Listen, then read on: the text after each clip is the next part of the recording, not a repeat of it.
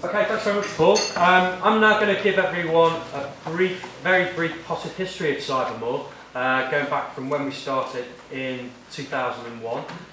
So, just before we do that, there's a map of Alston, shows you where we are. I think we're really fortunate today in that so many people have travelled such great distances to be here. But I think special mention needs to go to Marvin, who's come all the way from the Shetland Islands. Can you just put your hand up?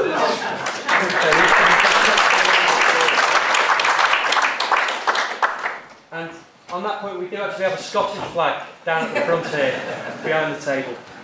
I mean, it's a really good point Paul made about all these flags in this room at the moment, because we do have to try and think of many different ways to keep these community buildings going. Like this one here, and one of the things that we've done is one of the things that the caretaker of this building has done has been to show all the international rugby matches that have been taking place. So that's why you've got all the flags up. It's not that we're especially more patriotic than anywhere else in the country. One thing that I didn't mention earlier is that we are actually filming the event today, and that is going to be available on the internet over the coming weeks. So again, don't feel that you've got to make lots of notes, or if there's presentations that you see that you'd really like to go back and revisit, or you want to tell your friends about, hopefully there will be, then those will be available and online. Only if you've got broadband now. So in terms of Alston Moor, it's how many people have been here before? Just a show of hands. Okay, that's good. So we've got about half the people that haven't been here before. We've got about 2,500 population. Alston Moor parish itself covers about 25 square miles, and I'd characterise the industry as being mainly in the service sector, a lot of hotels, tourism businesses, but then also we've got quite a big factory that employs people. We've got hospital here, health centre, there's the fantastic information centre downstairs. So there's a lot of public sector jobs in Alston as well. It's the highest market town in England, although it doesn't actually have a market at the moment. And so in the past it did used to bring people in to do their shopping and things like that. But now we've had to turn to more innovative ways to attract people to come here, like these open days. Going back to 2001, I'd written a bid for some wider community money, which was made available by the government at the time, to try and get more communities to go online. And I think there was a concern among some people in that government that they were putting all this money into websites like Learn Direct and putting all the job centre information online. But in terms of the people that would benefit from it most, some of the poorest people in the communities around the country, they didn't have a computer, they didn't have internet. And so what was the point? And so they said, well, let's spend £10 million on 7 different communities, take all the financial questions out of the way, and then see what the barriers are then which stop people using the internet. Our project here really focused on rural isolation, because to get to Penrith, to the council office, to pay your council tax, it could take 2.5 to 3 hours to get there on public transport. And particularly in the winter time, when the Hartside Pass that some of you may have travelled over is closed, it's just virtually impossible to make it. So we managed to get hold of about £1.5 million in total. That was partly used to fund the PCs to about 700 homes, and also a wireless broadband network. And you've got some pictures there of the masts that we put up in 2002, and there's a picture of some equipment being installed on a pub in Garrigill, which is just down the road. I think if we cast our minds back to 2002, it was a time when the broadband industry was very different to what we have now. BT was the dominant player, and they were saying that it simply was uneconomic to invest in rural areas, partly because of the costs of upgrading the exchanges, and also because of the quality of some of the copper wires, and the infrastructure just wasn't there. But we'd recognised that the school in Alston had very fast internet connection provided by Clio, which was part of the county council. And we said to them, well, can we share some of that connection? And they said, yeah, we don't mind sharing it with you, but we don't want to have anything to do with the end users, the people in the community. So we said, well, we'll use some of this innovative wireless equipment which is there and use that to actually get that signal out, and we'll deal with all the end customers and the end users.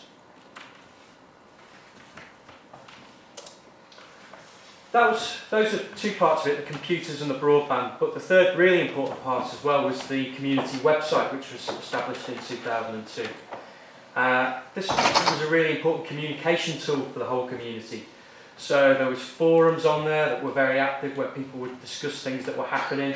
They could access their emails, travel alerts, a local directory of shops and businesses, and a what's on calendar.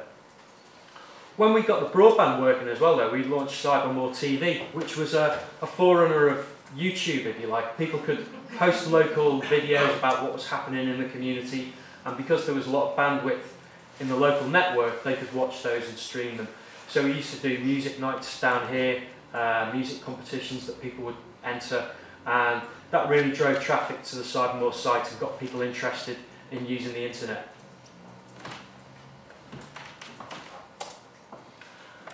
I suppose by 2004 we found that the internet and the broadband system was working well, the website had settled down, but we were interested in seeing what more we could do for the community in terms of the innovative services that we could deliver.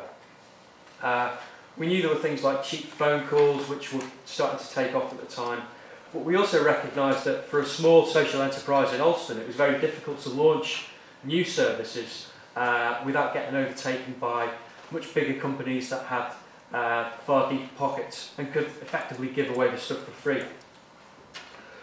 So we went on a visit to Sweden, there's myself and a couple of the directors. We went over there because the Swedes are always far more advanced in terms of how they use the internet, and they have very sparse rural areas as well, which are far more challenging than the conditions we have to deal with on Alston Moor. And the idea behind that was to see where the next sort of disruptive technologies were going to be, so that we could bring some of that knowledge back here and start to work on that with our community. And a key thing we learnt there was around health and how they were using telehealth in the far north of Sweden, around the Arctic Circle.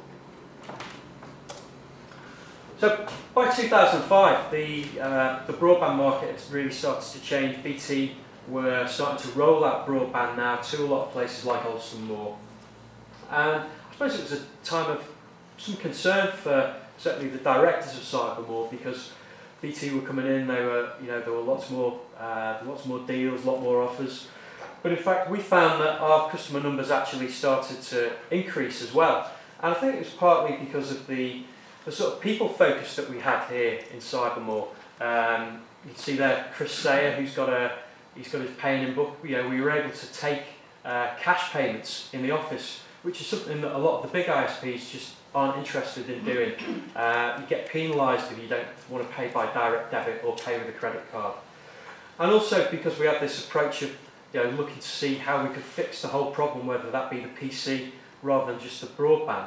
People felt they could trust to come to us and actually get the problem solved, as opposed to phoning a call centre, which may cost them quite a lot of money with a premium rate call, and at the end of it they still may be left in the same position. What pleased us most was when some of the people that switched to BT then moved back to Cybermoor because they found the service that they were getting from us was better. So by 2006 there was, I suppose, where we'd had a lot of experience of rolling broadband out to places that couldn't be reached. But I think there was a general acceptance around the country by that stage, certainly with politicians, that it was broadband job done. So there wasn't really scope to grow the business in that direction. But what we did recognise was that social enterprises around Alston, as you saw from Paul's last slide, there was a huge amount of interest there, and we were approached by the Alston Moor Partnership to run a business support project for all those social enterprises. So we did that, supported the likes of Alston Whole Foods with an e-commerce project.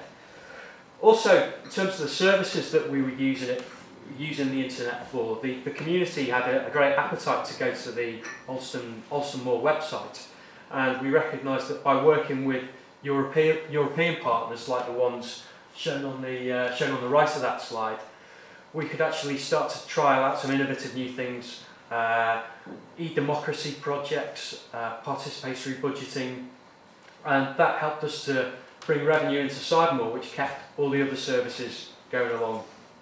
I mean, it's interesting on that slide, you've got people who travelled all the way from southern Italy, Germany, all because they were interested in working with us because they recognised that there was something quite special going on here with Cybermoor.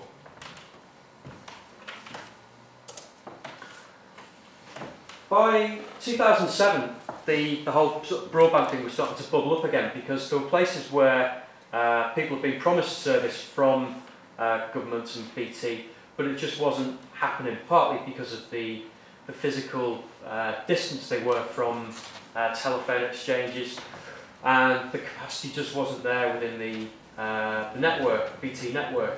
So we worked with One North East, the regional development agency, to start to put broadband down the South Tyne Valley here, which is down towards Holtwhistle, because there were places where people tried to get broadband but just couldn't manage it.